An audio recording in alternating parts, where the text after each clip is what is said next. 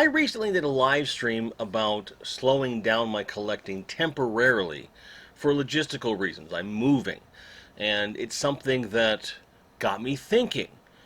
If I ever had to put a hard stop on something, for a longer period of time, like just stopping collecting a toy line altogether, well, which one would I pick and why? Thought it was interesting. Let's talk about it. Hey, kid. Yeah, you. Everyone thinks toys are fun, but this is a channel for adults. Yeah, I said it. If you're under the age of 18, go get your parents before you come in here. If you're under the age of 13, scram! Let's get on with the show.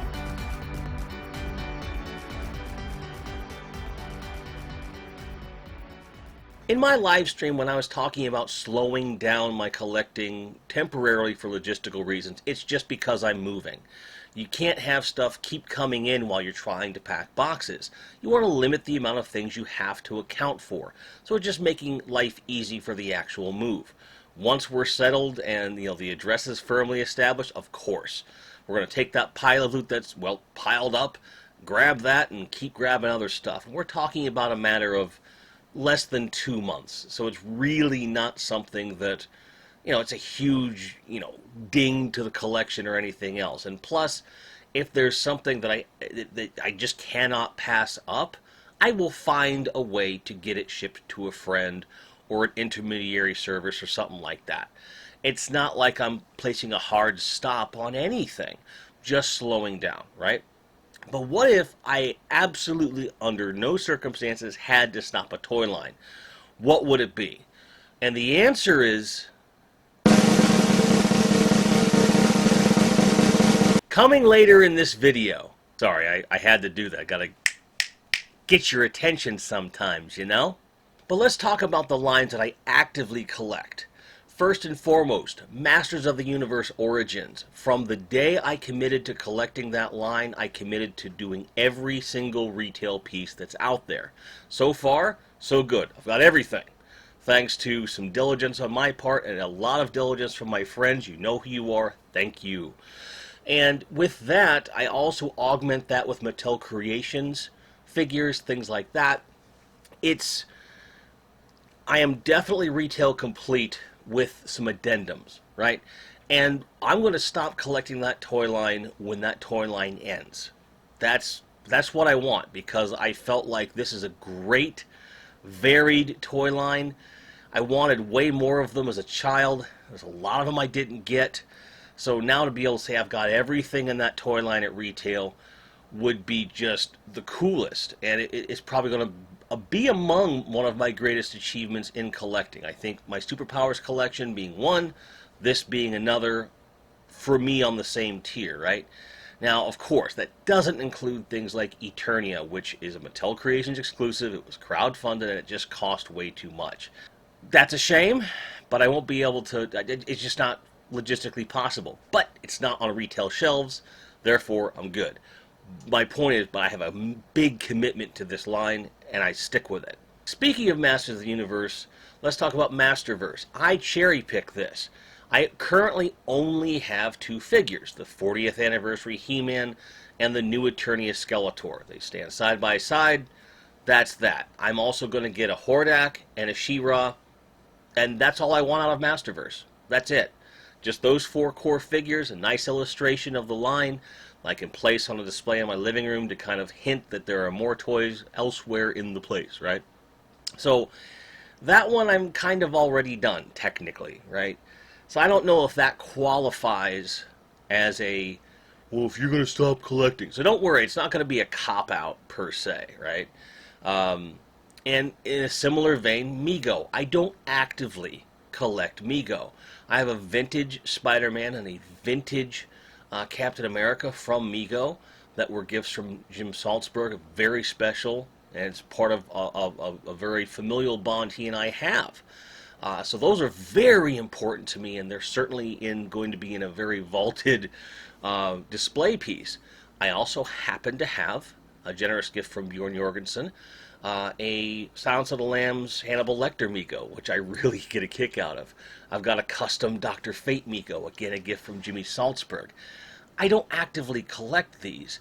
And every so often I'll see a Miko and I go, so I'm not really there. Again, doesn't really qualify for this stuff, okay? Now, Marvel Legends, I have a ton of Marvel Legends, and I already cherry pick these. I have a big smattering of comic book accurate. I have a slew of MCU stuff, the bulk of which came from Jim Largo of Largo's Lair. If you haven't subscribed to his channel, by the way, you really should. He's doing some great stuff over there. So I have a ton of these, but it's not whole lines all the time, although some of the MCU stuff I do tend to get a bunch. But it's still cherry picking. I don't buy every single thing that comes out. I don't feel compelled to. I don't see the point. I just want the characters that I want. So it's in and out, and they keep reissuing certain figures. They, retool certain things that I don't have, and I end up with those along the line. So it's something where it's in and out, in and out, in and out. Now you look at, say, Action Force. I have every marquee character in the line. I have all the troops from Series 1 and 2. I don't have I don't have any troop builders past that. But I'm not looking for a complete collection of every single character that comes along. I am at a point with this one where I'm cherry picking now. I take the marquee characters that I want, although so far they're all home runs. Knock it right out of the park there, Bobby. Great job. So again, this is not something where I need something to be complete. I'm getting what I want, and I have a ton, and I'm happy with them. They're great figures. So great, in fact, that over 90% of them are still in the box because I just love looking at them that way. Don't worry. As soon as we move in, we're taking them out. Don't worry. Big video. Okay? Okay. G.I. Joe Classifieds. I have way more of these than I give myself credit for.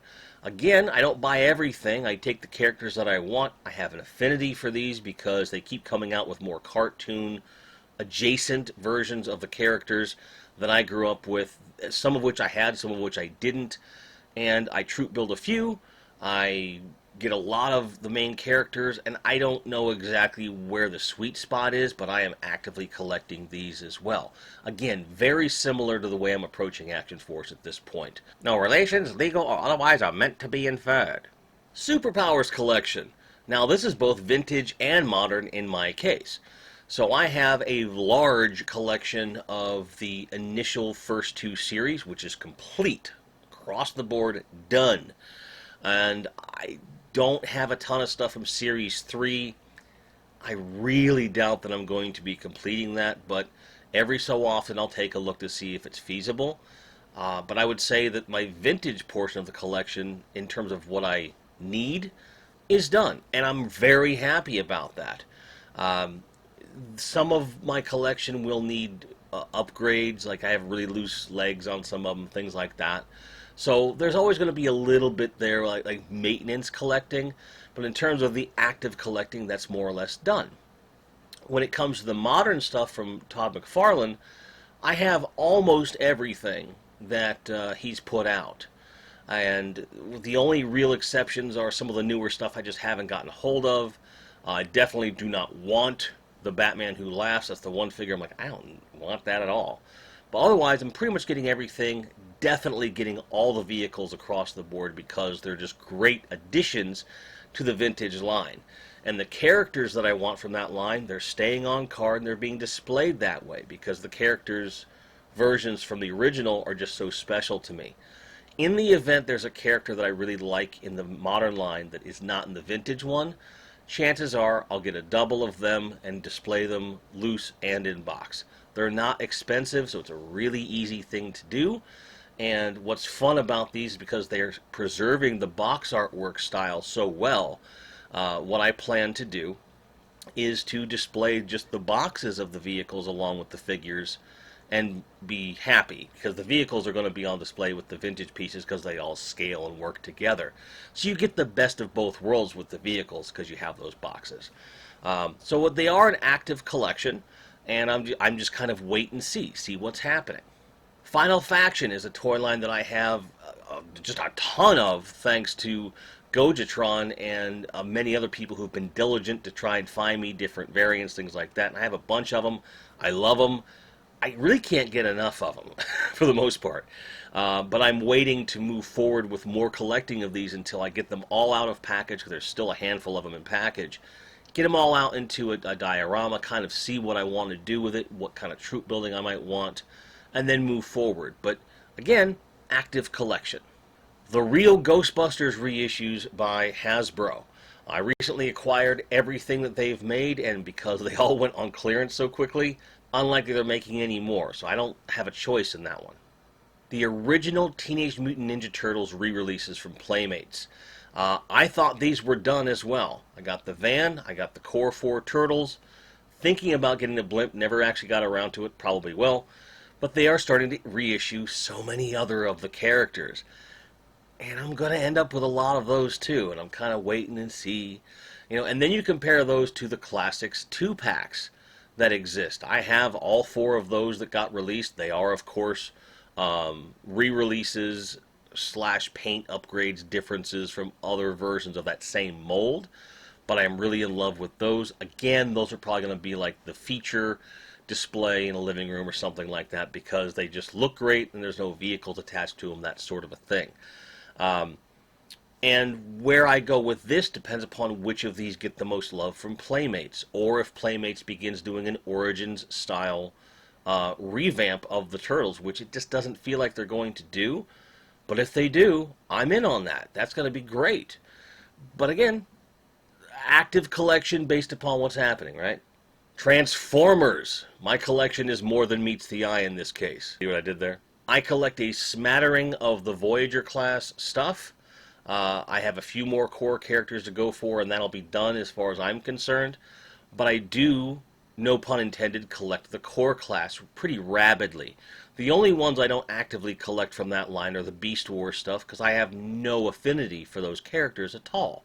But my goal is to have all the core characters that I want, just a bunch of Transformers, and because the scaling's pretty great, eventually, hopefully, get my hands on a third-party Unicron that's full in scale and just make a big diorama with all of them, and that would be the best for me. And depending upon how that line goes, I may switch things up, or if I get a bigger collection room, who knows. I'm leaving the door open on these, but the core class is definitely where I am putting most of my focus with Transformers. Star Wars!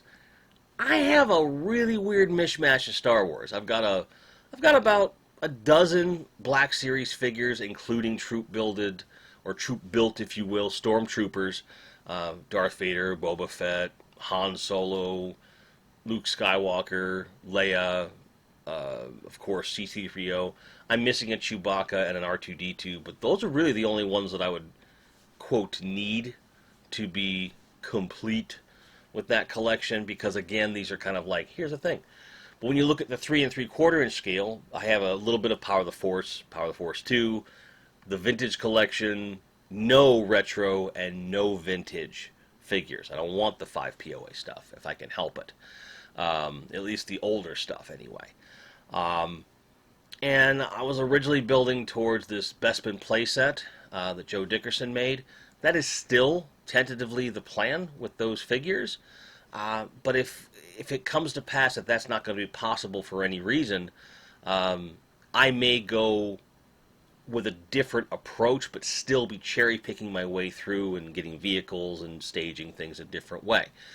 But I'm really specific with the Star Wars stuff, and for me it's the best value proposition and representation of the idea. So as long as the vehicle looks like the vehicle, the figure looks like the figure, I don't really care what line it's in, because they do pretty much all scale well together.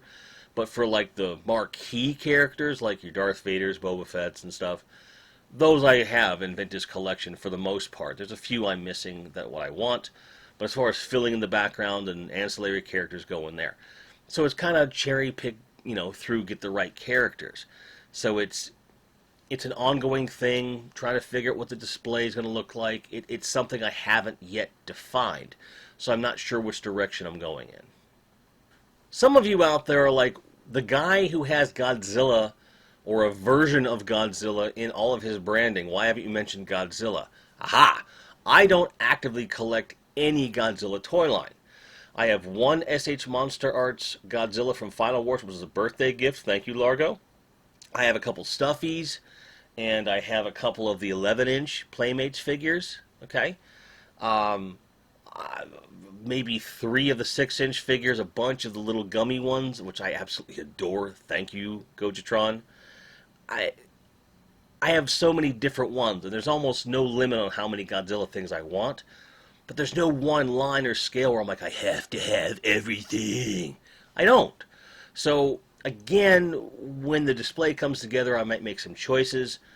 If someone said you had to figure out which one of these you want right now, I would say if they were more readily available and there was a more varied system for them in terms of like all the different availability, um, I would probably say the 11-inch figures. I would love to have like core monsters and everything. In 11-inch, I would just be a happy guy. For the price point, they're great. In a pinch, a lot of the 6-inch stuff would probably suffice as well. There's more stuff in there, like Jet Jaguar, that I would really want. But again, I don't have a concrete thing I'm looking at this point with those. Vintage G.I. Joe. I have a handful of these figures, not that you'd really know it. I have one here, one there, one there, one here. And I've got a bunch of vehicle parts. And I'm not sure where I'm going with this either. However, a good friend of mine has a bunch of Vintage Joe figures that they no longer want. And it's something that we've discussed, and I'm probably going to end up with those figures at some point in the relatively near future, which would really kickstart me collecting vintage G.I. Joe. And having that much of it, it would then become cherry picking which figures I like. But I have to be careful it doesn't become an obsession, because it would very quickly. Um, but again, because I don't know what I need yet, it's like, but it's exciting because I thought I was never going to collect those actively beyond a few core characters, like literally Marine Corps characters, was really what I was looking at. And when this opportunity arose, I said, well, shit, that's awesome. Like, that really changes my thinking on G.I. Joe in general, and it would just be a blast. Like, I can't wait to get my hands on some G.I. Joe figures and just play a little bit. So, Bill, thanks, pal. I really appreciate, and I'm mentioning all of these different opportunities from other folks because other collectors will inspire and influence you, and there are trades that are made and things like that where there's stuff you end up with that you would never actively search out, but it finds its way into your collection and you start thinking bigger about the rest of the things that you have. So that's why it's important for me to go through all of these different lines, give you an idea of what I have, so you have an idea of what, if someone did put a gun to my head, like in the thumbnail, hi Boogie, I love you, which he would never do that in my case. At least I hope not. Shit, I know he would. If that were to happen, though, if someone were to say, you have to stop collecting something, what would it be? Before I started this discussion, if someone asked me that, I probably would say Mego. Honestly. Like, there's an outtake of this video where I say Mego. I've already erased it. It's never surfacing because that's not true. In as much as I don't know where I'm at with Mego. Like, maybe there's going to be some, like, if I come across a lot of vintage style Megos for a good price, I would want them. For me, it's a price thing. I just kind of go, it's not that great. And Masterverse would be an easy cop-out because I know there's a limit to what I want from that line. So, for the purposes of this video, to answer this question, I'm going to go with the stuff that I'm actively collecting that, I sought out initially. So for that, and again, it's a little slippery in some of them, so no one try to correct me on my thought process. This is where I'm at. So of those, if I had to pick one line to stop collecting, it would be Star Wars. I find your lack of faith disturbing. Here's why. The vintage stuff is going up in such high price, and I've never been interested in the 5 POA stuff as an adult collector. So the availability is weird. Also, Power of the Force stuff I like a lot. Its prices are going up as well. And then vintage collection is sometimes harder to get a hold of than it should be from my perspective, right? A lot of the characters that I want the most are just seemingly hard to get a hold of. And me just being unsure what kind of display I'm going for. Whereas I was going for that Bespin playset, there are factors, both internal and external, that it may not happen. I don't know. So being such at a nebulous point with my Star Wars collection, and more or less being done with the Black Series figures that I want, it would make the most sense for me to stop collecting Star Wars altogether at that point, if I had to. Close second would probably be the vintage G.I. Joe, because once I get that kind of windfall of figures, I'll probably be so damn happy I won't even try. But there will be like a few cherry picked figures that I want to get, that, from my childhood, that I would want to have, and then just be happy. But I think as far as the stuff that I'm actively collecting, it's got to be Star Wars. It's just such a slippery slope. And as much as I love the franchise in general, I've come to realize in recent years that although it was a love of mine that's gotten me so much joy over the years, I'm not over it. I'm not past it, but I'm not as enamored with that as I am with all the other things that I collect. Masters of the Universe Origins totally re-sparked things for me. I'm just like, oh my god, this is great. Superpowers, same thing. G.I. Joe Classifieds and Action Force are really sparking things as well. And, for whatever reason, Star Wars just isn't a priority for me. As much as I want to try and make it a priority, it just isn't. Many, many times I've had a shopping cart full of Star Wars stuff, and as I was looking at other things on the site, I found other things I wanted more, and I bought other stuff instead. Happens constantly. And maybe my mindset will change once I have, filled out other collections a bit more. Maybe when the Origins stuff stops, or other lines start to slow down, or I've filled in the gaps along the way, and there's less to chase. Maybe that's when Star Wars will become a priority for me. I don't know. But I will say that without question, right now, today, if I had to stop something, it'd be Star Wars. But don't worry, I'm not stopping collecting anything anytime soon. I still collect video games. I actively collect physical media for films and games. And toys are just another facet of that. So for me, the pursuit is ongoing, and it's not just I want to have that and I have an end point in mind. I just want something, I get it. That's it. There's of course a lot of things that come along with making those buying decisions, but at the end of the day, I am reshaping my life over time to facilitate these collections. So when it comes to all these things, the only physical collection that I have that I could potentially get rid of would be my CD collection. Vinyl I still collect very, very sparingly, but those are display pieces. And whereas CDs aren't really. And I have all of my CDs digitized. So I don't need to even display them, but I like displaying them.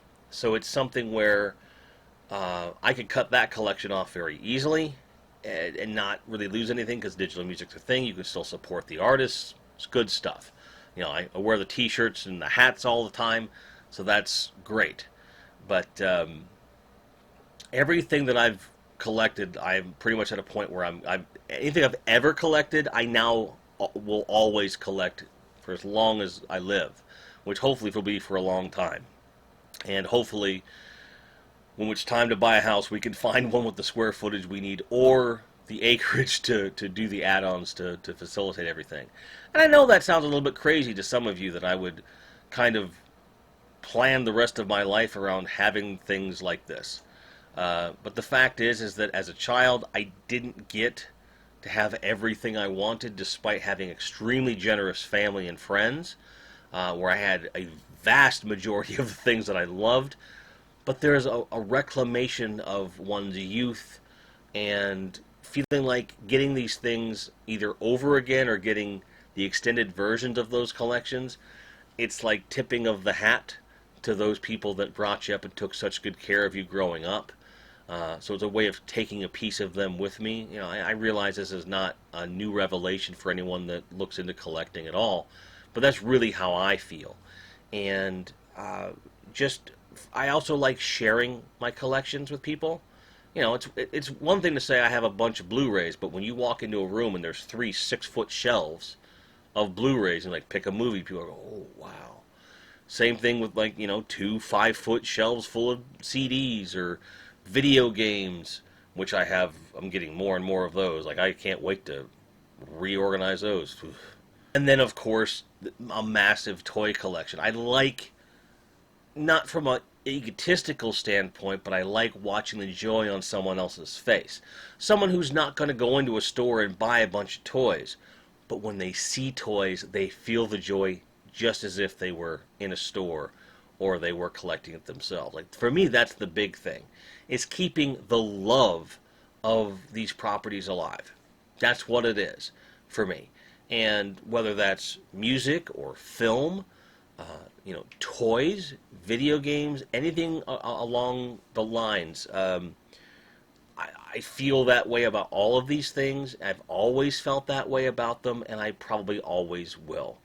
So when it came to say, well, if someone really put what would you stop collecting? That's pretty much why it's a difficult question to answer. And there were a lot of answers that I just completely omitted as possibilities, like Final Faction. Like those are not going to last forever, and they're not something that has like an infinite amount of appeal for me.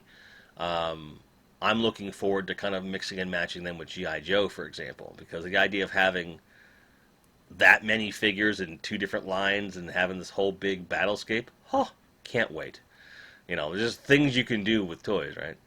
But as I am wont to do in these videos, I am very much rambling. So I want to know what you guys think. If you think about the toy lines that you actively collect, that are things you really enjoy, if you had to pick one line of something you really like, and you had to stop, what would it be? Tell me below. I'm interested to hear what you have to say here, because it's a really interesting question. Some folks, it's an all or nothing on-off switch or a valve. I prefer to think of it as a dial, because depending upon your situation, there's probably something you can roll back a little bit and not go all the way. So I'm curious what you guys think about those different aspects of collecting. Are you one of those ones? It's an on or off thing? Like you just collect everything you want to collect or nothing at all? Or is it you have to kind of feel your way through it? How's that feel for you? And were you surprised by what I chose? Some of you might be, some of you might not be. But I look forward to hearing what you have to say in the comments below. Regardless of your thoughts about collecting and what you might stop collecting, in the meantime, may all your grinds be merry, may all your card backs be straight, and may you be able to find anything you're looking for at any given time at a price you feel is reasonable, especially if it keeps you collecting. Take care, guys. Cheers.